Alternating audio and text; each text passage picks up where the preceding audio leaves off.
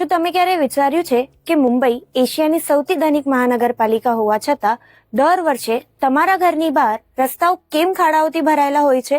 મુંબઈમાં કમિશનર કે મુખ્યમંત્રી કરતા પણ વધારે વોર્ડનો નગરસેવક કેમ વધુ શક્તિશાળી છે?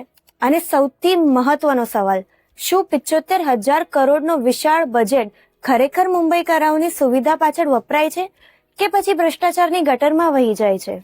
બ્રિહાન મુંબઈ મહાનગરપાલિકા BMC એ મુંબઈનું વહીવટી એન્જિન છે, જેની સ્થાપના 1888માં શહેરના પાયાના પ્રશ્નો ઉકેલવા માટે થઈ હતી. તે માત્ર એક સરકારી કચેરી નથી, પરંતુ 24 વહીવટી વોર્ડમાં ફસાયેલું એક વિરાટ માળખું છે, જે તમારા દૈનિક જીવનમાં દરેક પાસાને સ્પર્શે છે. BMC પાસે એટલી સત્તા અને સંપત્તિ છે કે તેનું વાર્ષિક બજેટ ભારતના ઘણા નાના રાજ્યો જેમ કે ગોવા કે સિક્કિમ કરતા પણ વધારે હોય છે. તાજેતરમાં નાણાકીય વર્ષ 2025-26 માટે 74,000 કરોડનું ઐતિહાસિક બજેટ રજૂ કરવામાં આવ્યું છે, જે દર્શાવે છે કે આ સંસ્થા કેટલી શક્તિશાળી છે. તમે સવારે જાગો છો ત્યારથી રાત્રે સૂવો ત્યાં સુધી તમે અજાણતા પણ BMCની સેવાઓનો ઉપયોગ કરો છો.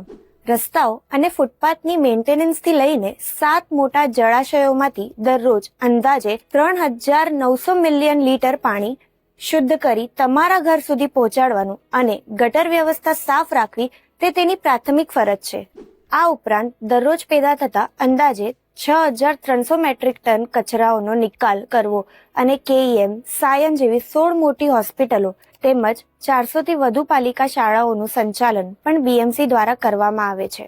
BMC માત્ર સેવા જ નથી આપતી, પણ તે શહેરની આર્થિક વિકાસને પણ નિયંત્રિત રાખે છે. તે પ્રોપર્ટી ટેક્સ વસૂલ કરે છે અને મુંબઈમાં કોઈ પણ નવા બાંધકામ કે પ્રોજેક્ટ્સ માટે ડેવલપમેન્ટ પરમિશન આપવાની સર્વોચ્ચ સત્તા ધરાવે છે. 15 જાન્યુઆરી 2026ના રોજે યોજનારી ચૂંટણી એ મુંબઈકરાઓ માટે તેમના ટેક્સના નાણાંઓને હિસાબ લેવાની અને શહેરના ભવિષ્યને સુરક્ષિત કરવાની સૌથી મોટી તક છે.